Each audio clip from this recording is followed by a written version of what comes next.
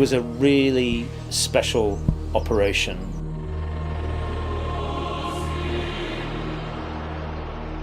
We were part of a coalition, 20,000 people, 10 nations, that went in to do a job, and we ended up contributing to the salvation of the Iraqi Kurds and literally saved hundreds of thousands of lives.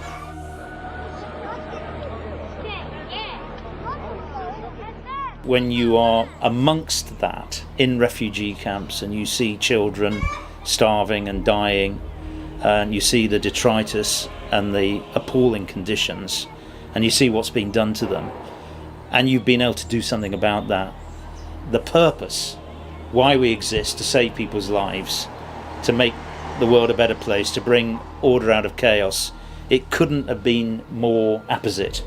It couldn't have been more fundamental and profound, that operation. So when I look back at Haven, it was the most satisfying thing I've ever done in my life, never mind my career. We were working in quite small groups, and my role was to move ahead and try and see what the Peshmerga wanted to do, to try and liaise with Kurdish leaders, to also liaise to a certain extent with Kurdish political leaders from the various parties, to negotiate with Iraqi military to try and get them to leave before we came with the unit to clear the area, to go into the refugee camps to see what they were like and talk to Kurdish leaders about the conditions they were in, and at what stage would they feel confident enough to start moving down into the valleys, which had been completely destroyed by Iraq, to meeting the refugees themselves, who were in a life or death situation, and being able to help deal with that. So all of those different contrasts set against the backdrop of this biblical panorama, of mountains and fertile plains, sort of side by side. It's the Fertile Crescent, and almost like a biblical experience. That's what it sort of felt like. It was a massive adventure. Never been in that part of the world before, where you have these ancient civilizations, that are mixed with each other, and different religions, living side by side.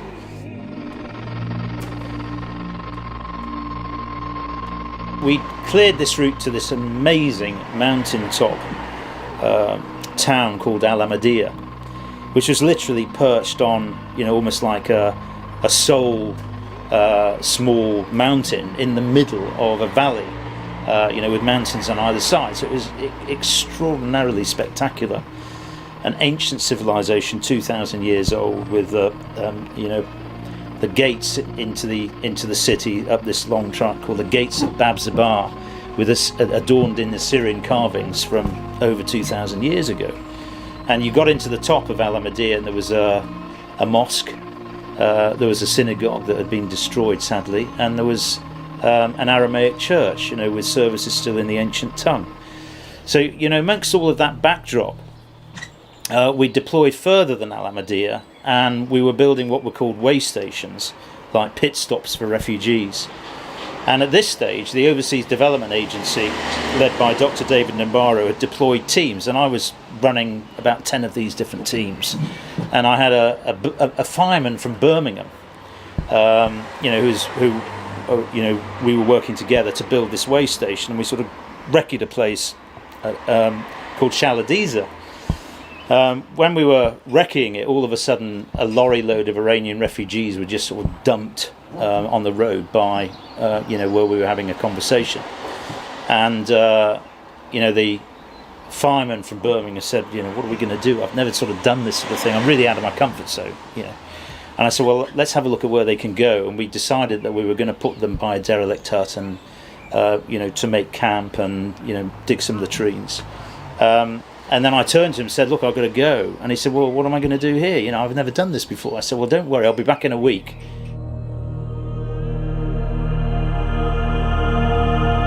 This Birmingham fireman was smiling and turned to me and said, you can't believe that this is the most satisfying thing I've ever done in my life, and I want to show you something. So he's sort of beaming, and we walked to where this derelict hut had been, and he said, you know the family that were dumped? Well, you know, we're going to meet them again. And the patriarch of the family came out and you know, smiling, very grateful, and ushered us in. And in this old derelict hut, you know, it was immaculate, it was clean, there were rugs on the floor, there was a feast laid out on a table in the middle of it. Despite the fact that they had nothing, they'd managed to pull some things together and make some food. The daughters were dressed in very colourful you know, garments, and, you know, looking radiant. So despite the fact that they absolutely had nothing, they were willing to give us everything. You know, you were struck in the middle of this humanitarian situation, this biblical part of the world, memories, myths and legends, you know, run deep, and people never forget anything. So, you know, when we go and intervene in other parts of the world, you've got to remember that people, for right or wrong, have a perception of what's happened and what you are doing on the back of your historical involvement with them. But people have long memories.